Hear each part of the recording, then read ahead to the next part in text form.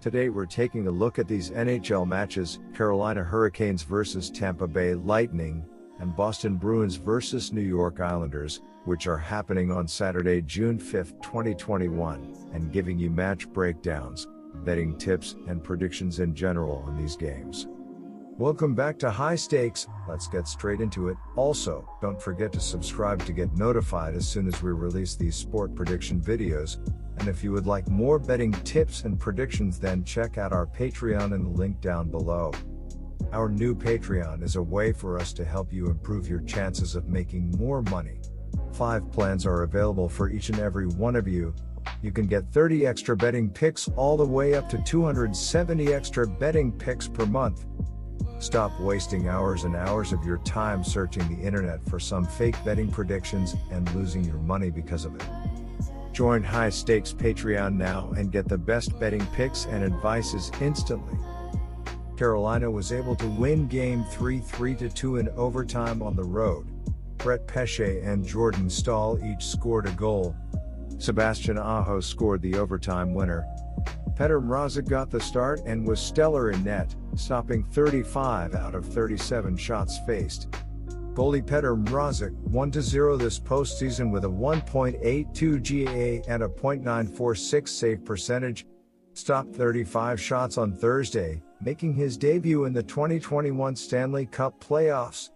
He has collected a 12-14 past postseason total with a 2.29 GAA and .916 save percentage, and was 3-11-3 against the Lightning in previous encounters prior to the current series with a 3.37 GAA and a .876 save percentage. The Hurricanes, meanwhile, are 6th in most goals scored per game during the ongoing playoffs, 3.00, tied 4th with the Bolts in least goals allowed on average, 2.44, 9th in power play, 21.4%, and 4th in penalty kill, 82.4%. Tampa Bay failed to take a 3-0 series lead as they lost Game 3 3-2 in overtime. Brayden Point and Alex Killorn each scored a goal. Andrei Vasilevsky stopped 24 out of 27 shots faced. Offense was rolling all season for the Lightning, and that continued in the first round against the Florida Panthers. The Lightning scored 3 goals or more in 5 out of 6 games against the Panthers in round 1. They have not performed well against Carolina. Goalie Andrei Vasilevsky made 24 saves on Thursday to go 6-3 for the ongoing postseason with a 2.30 GA and a .935 save percentage. He has picked up a 39-25 career playoff tally with a 2.36 GAA and a .921 save percentage, and was entering the second round. Tampa has scored just 2 goals in each of the first 3 games but still lead the series 2-1. The team finished the season ranking 9th in goals per game and 10th in shots per game. Brayden Point leads the team with 48 points during the season. Victor Hedman finished the season tied for 3rd in points and 4th in assists among defensemen in the league. Offense was very good for the Hurricanes this season, and they showed up in the first round. They scored 3 goals or more in all 6 games against the Nashville Predators. The Canes struggled in the first 2 games of the series against the Lightning. They scored 1 goal in each of the first 2 games against Tampa. They were able to score 3 goals in an overtime win in Game 3. Carolina finished the season ranking 11th in goals per game and 5th in shots per game. Sebastian Aho leads the team with 57 points this season. After 2 consecutive 2-1 home defeats in Games 1 and 2 of their Stanley Cup second-round series against the Tampa Bay Lightning, the Carolina Hurricanes, 5-4, triumphed in Game 3, beating the Bolts 3-2 in overtime at Amalie Arena on Thursday. Brett Pesce, 2 goals, 5 points this postseason, and Sebastian Aho, 6 goals, 10 points, tallied in a span of 2:25 in the second period before the hosts tied the proceedings with 2 power play markers in the same frame, only for Jordan Staal, 5 goals, 7 points, to bank the win with the man advantage less than 6 minutes into the extra session. It was Carolina's second consecutive victory in Tampa after the team dropped its previous 3 visits. Defense and goaltending were excellent all season for the Hurricanes, and that has continued in the playoffs. They allowed 2 goals or less in 3 out of the 6 games against the Predators in round 1. Despite losing the first 2 games against Tampa, they have only given up 2 goals in each of the first 3 games. They did win Game 3 and trail 2-1 in the series. The Hurricanes ended the season ranking 5th in goals against per game and 8th in shots against per game. Alex Nedeljkovic had a record of 15.53 with a 1.90 GA and a .932 SV% this season. He ranked 1st in GAA, 1st in SV%, and 6th in shutouts. Luck most definitely wasn't on the side of the Lightning on Thursday, when Tampa Bay had numerous opportunities to take a 3-0 lead in its Stanley Cup second-round series against Carolina, but ended up losing while killing a holding the stick penalty at the start of overtime. Still remaining in Amalie Arena for Game 4 on Saturday, the Bolts are unlikely to miss another chance of edging closer to the next round. Defense and goaltending were excellent for the Lightning this season, and they have continued to play well in the playoffs.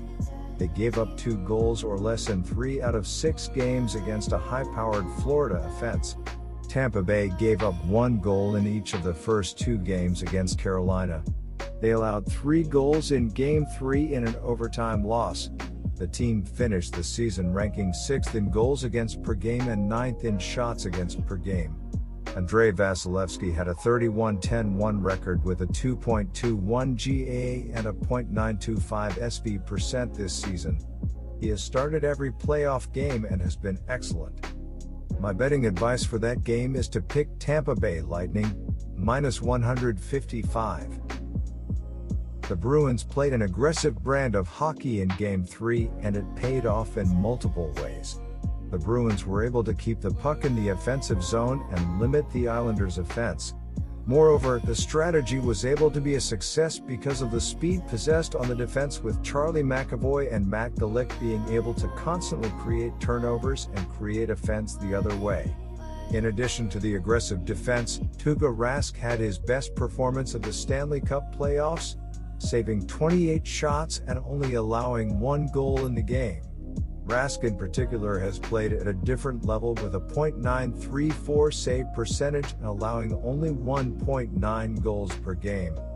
Goalie Tuukka Rask, 6-2 this postseason with a 1.92 GAA and a .934 save percentage, turned aside 28 shots on Thursday, including 5 in overtime. He has registered a 57-44 career playoff tally with a 2.18 GA and a .927 save percentage, and was coming into the second-round series, having gone 19-7-1 against the Islanders in the past with a 1.88 GA and a .936 save percentage. The Bruins, meanwhile, are sitting 4th in most goals scored per game during the 2021 Stanley Cup playoffs, 3.25. 3rd in least goals conceded on average, 2.13, 3rd in power play, 32.0%, and 6th in penalty kill, 80.0%. The Islanders looked hapless on the offensive end of the ice in the recent game, failing to establish a scoring presence whatsoever in the game and only finding the back of the net in the final 6 minutes of the game, with Matthew Barzal poking the puck in the goal on a wraparound. For a unit that only scored 2.7 goals per game, it's understandable to see how the offense can fail to find the back of the net, but the Bruins took away even the top scorers of the Islanders in the game.